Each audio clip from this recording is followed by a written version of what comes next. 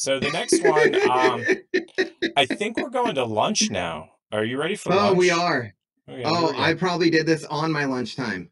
Let's Oh, make dude, lunch I for my remember this son. one. First, he's getting Nope. 2 chicken heads and a Look at goat this. heart. Then he's getting some Brazil nuts and 3 green-lipped mussels. Next, he's getting cut up pork loin, a few pieces of dragon fruit, and lastly, a quail egg. And now it's time for him to enjoy his meal. Ah, damn, I didn't stop it in time.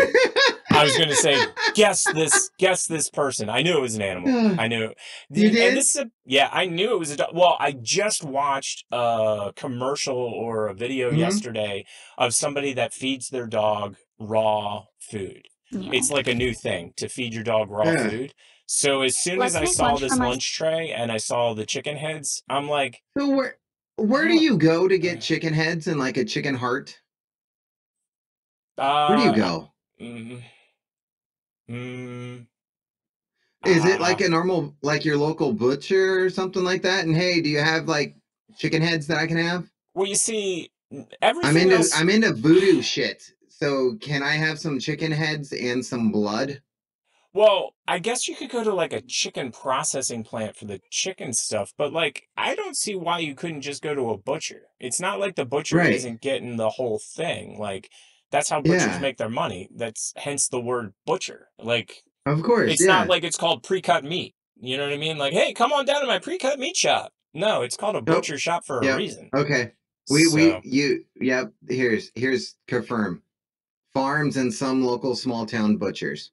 Yeah, that's what I was figuring. I was Yeah. totally figuring that. Thanks, But Morgan. like the one that like the chicken heads are the hardest out of that whole myriad. Like we can get chicken livers, we can get gizzards, we can get all that. I mean, that's pretty easy. The chicken heads were the hardest part from my perspective. So, have you ever speaking of heads, have you ever eaten lobster head? No, I don't think so. I never have. Never. No. Is that a thing?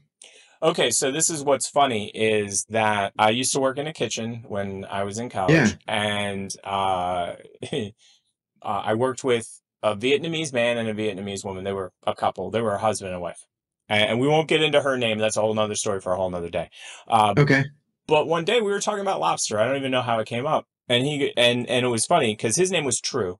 And True goes, well, you Americans are idiots. You eat the worst, least flavorful part of the lobster.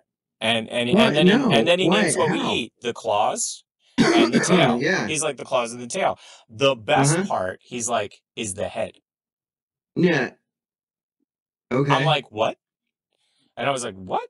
And apparently, like, if you're going to make like a gumbo or any of that stuff, yeah, all of the things that you normally wouldn't eat go into the gumbo to flavor it. So like the heads and the gizzards and the this and the that. I mean, well, that makes gizzards don't go into sense. gumbo, but you know what I'm saying. I mean, menudo sounds gross. It does. And it is. It totally is. I personally only had it a couple times. Yeah. I personally think that they needed 7 members instead of 6. So menudo would have been so much better with 7 members.